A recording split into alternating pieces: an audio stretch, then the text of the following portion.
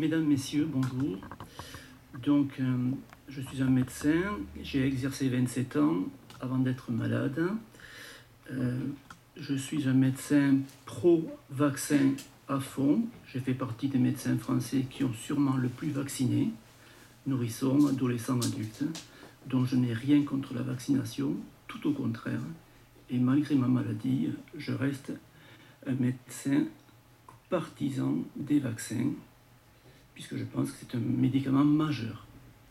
Donc, dans le courant de l'année 2010, j'ai commencé à présenter une fatigue anormale, mais ce n'est pas évident de savoir si on a une fatigue anormale quand on travaille beaucoup, quand on a un métier stressant, mais plus ça allait, plus j'étais fatigué.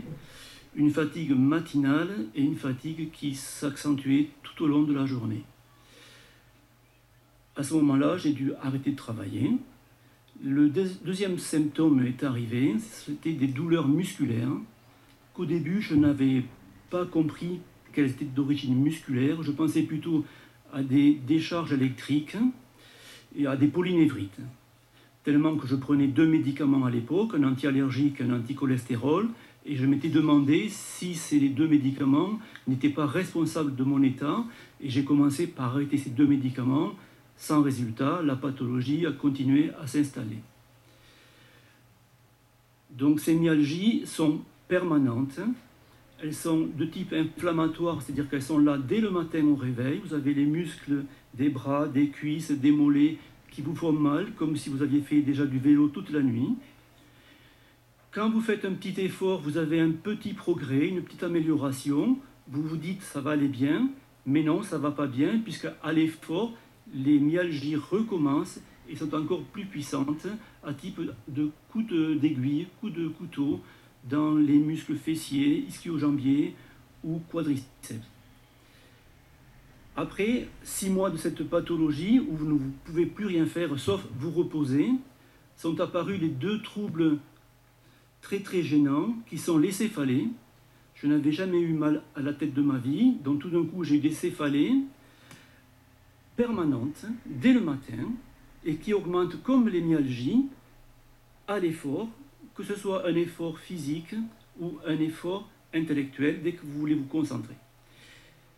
Ces céphalées étaient accompagnées de dysarthrie. Pendant 1 an et demi, 2 ans, j'avais du mal à articuler. Et de troubles cognitifs, c'est-à-dire impossibilité de se concentrer, surtout s'il y a un petit mouvement à côté de vous, un petit bruit, un rayon de soleil, vous êtes complètement paniqué par tout ce phénomène extérieur, et donc vous ne pouvez plus enregistrer quoi que ce soit, même des choses très simples. Tout ceci m'a conduit à ne plus rien faire pendant 2 ans et des poussières, à ne plus conduire de voiture, à ne plus faire de sport, aucune activité, aucune vie sociale. Donc comment s'est passé mon parcours pour essayer de me faire soigner? Donc j'étais médecin, et après avoir éliminé les 2 médicaments que j'ai pris, que je prenais depuis longtemps, j'ai pensé au phénomène vaccinal, puisque j'avais lu des articles là-dessus, et donc j'ai prévenu mon centre de pharmacovigilance de Montpellier pour savoir ce qu'il en pensait.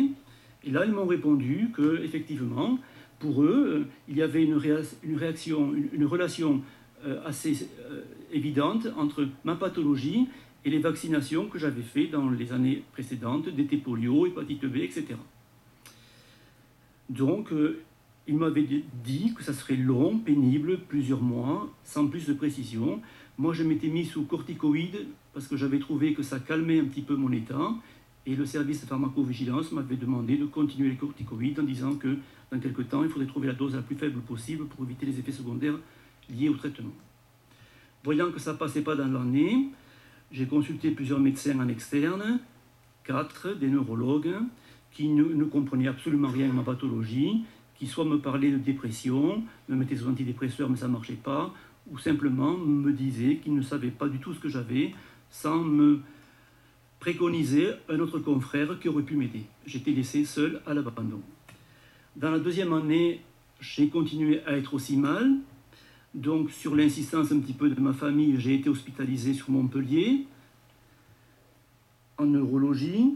Là, les médecins que j'ai vus à peu près 4 minutes sur 3 jours m'ont dit que je n'avais qu'une seule place, c'était en psychiatrie, et que je n'avais aucune maladie organique, donc aucun traitement.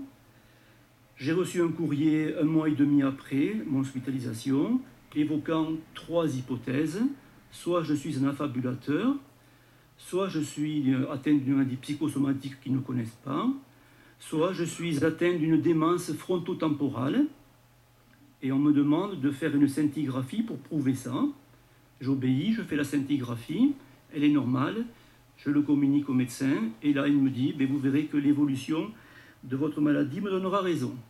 C'est très intéressant à entendre, et on est complètement laissé tout seul à se débrouiller. Le service de pharmacovigilance de Montpellier, qui était très sympathique, a continué à garder des liens avec moi pour m'encourager, pour me demander un petit peu où j'étais, et a fini par me demander de me mettre en relation avec leurs collègues toulousains, qui m'ont programmé une hospitalisation sur Toulouse, pas en neurologie, en médecine interne. Là, je suis resté 9 jours.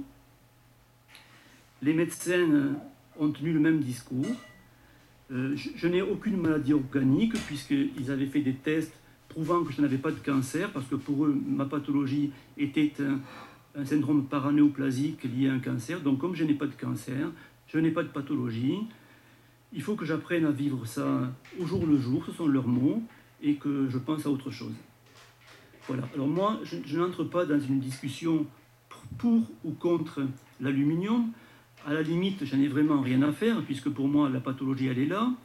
Moi, mon problème, c'est de savoir pourquoi, quand 2 services de pharmacovigilance reconnaissent une relation avec un vaccin ou un autre médicament, comment ça se fait que les médecins que vous consultez, 12 en tout, refusent de se mettre en relation avec leurs confrères de pharmacovigilance pour discuter du cas et pour faire avancer le problème, puisque nous, en fait, en tant que malades, nous nous sentons maltraités et abandonnés.